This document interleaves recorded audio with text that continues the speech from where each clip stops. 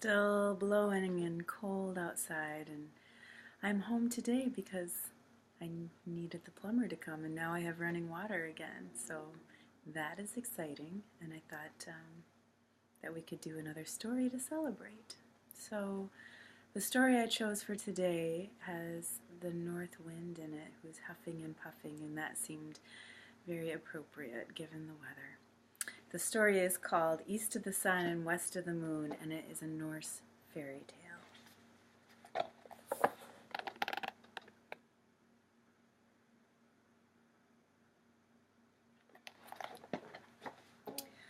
Once on a time there lived a poor husbandman who had so many children that none had food or clothing enough. Pretty children they were, but the prettiest was the youngest daughter, who was so very lovely that there was no end to her loveliness. 'Twas on a Thursday evening late in the fall of the year.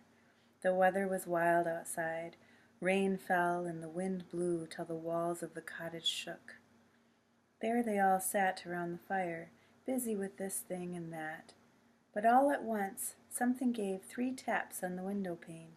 Tap, tap, tap.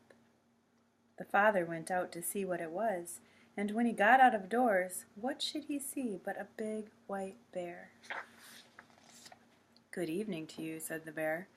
"The same to you," said the man. "Will you give me your youngest daughter?" said the bear.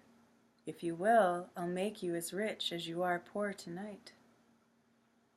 Well, the man would be glad to be rich, but give up his daughter? No, that he wouldn't, he said. But the white bear said, "Think it over. Next Thursday night I'll come back, and then you can give me your answer." So the father went into the house and told them all that had happened. Now when the lassie heard how she could lighten the poverty of her parents and brothers and sisters, she said at once she would go. Let her family beg never so hard, go she would, she said. I can't say her packing gave her much trouble. She washed and mended her rags and made herself ready to start. Next Thursday evening the white bear came. She got on his back with her bundle, and off they went through the woods. "Are you afraid?" said the bear. "No, not at all," said the lassie. So she rode a long, long way, till they came to a great steep hill. The white bear knocked on the face of the hill. A little door opened, and they entered a castle with rooms all lit up and gleaming, splendid with silver and gold. There, too, was a table laid. It was all as grand as it could be. Then the white bear gave the lassie a bell and told her to ring when she wanted anything. Well, after she had eaten, she thought she would go to bed, and scarcely had she lifted the bell when she found herself in a room with a bed as fair and white as any one could wish to sleep in. But when she had put out her light, she heard someone enter the room next to hers, and there someone stayed until dawn. Night after night the same thing occurred. Not a single human being did the lassie see through the day, but when all the lights were out, someone would enter the room next to hers and sleep there until dawn. But always before the daylight appeared, whoever it was up and off, so as never to be seen. Things went on well for a while, but all day long the lassie had not a soul to talk to, except for the white bear, and she knew not whether it was man or beast who slept in the next room at night. So at last she grew silent and sorrowful. Then the white bear came and said, "What troubles you, my lassie? Here you have everything heart can wish. You have only to ring the bell, and whatever you want is brought you." "Nay then," said the lassie, "I am lonely. Who is it that sleeps in the room next to mine?" At that the bear begged her to ask no such questions. "Trust me," he said. "Don't try to find out, and in due time you will know." Now the lassie was grateful to the bear, and fond of him, but in spite of what he said, she grew more and more sorrowful, and more lonely. Who was it that shared the castle with her? Who was it? Who was it? Who was it? She was forever thinking of that one thing alone. All day long and all night long she wondered and fretted. Still, for a long, long time she obeyed the bear and did not try to find out. But at last she could stand it no longer. In the dead of night she got up, lit a candle, and slipped softly into the next room. There, asleep on a bed, she saw the loveliest prince one ever set eyes on. Slowly she crept up to him, bent over and kissed him. But as she did so, 3 drops of hot tallow fell from her candle onto his shirt and awoke him. "Alas, what have you done?" he cried. "Now you have spoiled all that was gained by the months you were faithful to me. Had you held out only this 1 year, you would have set me free. For a witch has cast a spell upon me, so that I am a white bear by day and a man only at night. A year of good faith and you would have saved me. But now all is over between us. Back I must go to the castle east of the sun and west of the moon. There I must marry the witch with a nose 3 ells long. She must now be the wife for me." The lassie wept, but there was no help for it. Go he must, he said. Then she asked if she mightn't go with him. No, she mightn't, he said. "Tell me the way there, then," she said, "and I'll search you out over all the world, no matter how hard is the journey." "But there is no way to that place," cried the prince. "It lies east of the sun and west of the moon. That is all I can tell you." Next morning, when the lassie awoke, both prince and castle were gone.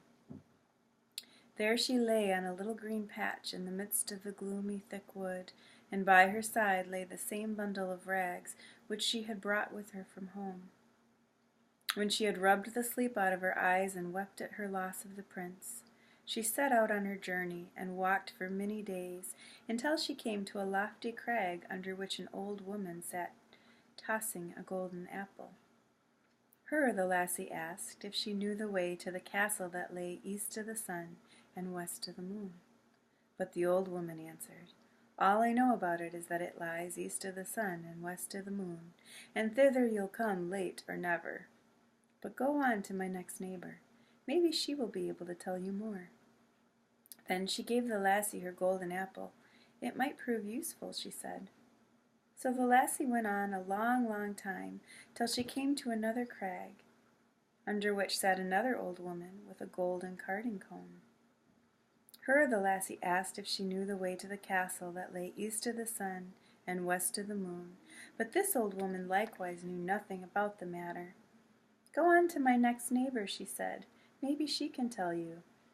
And she gave the lassie the carding comb and bade her take it with her. So the lassie went on and on, a far, far way, and a weary, weary time, till at last she came to another crag under which sat another old woman, spinning with a golden spinning wheel. Her too she asked if she knew the way to the castle that lay east of the sun and west of the moon. It was the same thing over again. She knew nothing, but this old woman said, "Go to the east wind and ask him. Maybe he knows those parts and can blow you thither." Then she gave the lassie her golden spinning wheel and bade her take it with her.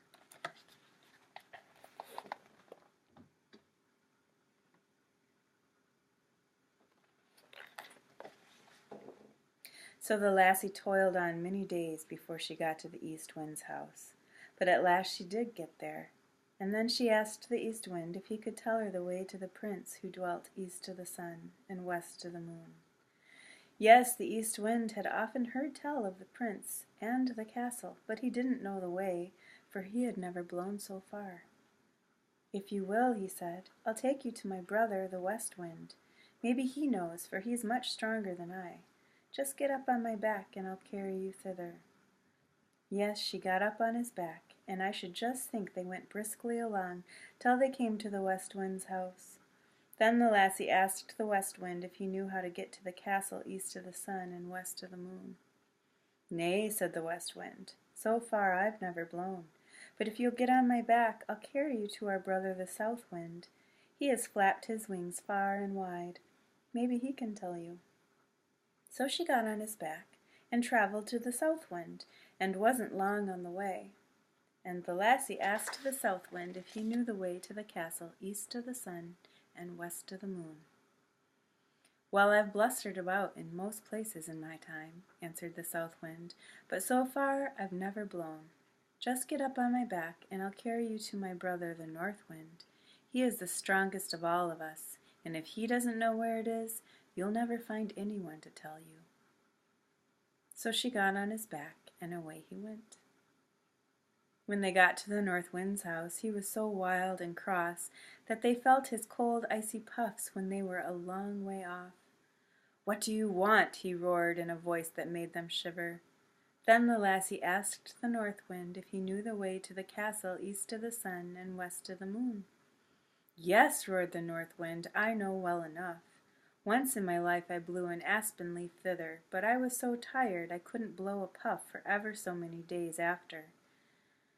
If you really wish to go so far and aren't afraid to come along, I'll take you on my back and see if I can blow you thither."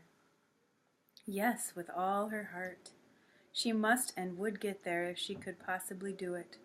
And as for fear, no matter how madly he went, she wouldn't be afraid at all. Next early morning they started out. The North Wind puffed himself up and made himself so stout 'twas gruesome to look upon him. Off they went through the air, as if they would never stop till they got to the end of the world. Down below a storm raged. They tore on and on. No one can believe how far they went, and all the time they went still over the sea. The North Wind got more and more weary, and so out of breath he could scarcely puff. His wings drooped and drooped, till he sunk so low that the crests of the waves went dashing over his heels. "Are you afraid?" asked the North Wind. No, she wasn't afraid. But they weren't very far from the land, and the North Wind still had strength enough to throw her up on the shore. Now at last she was under the windows of the castle, which lay east of the sun and west of the moon.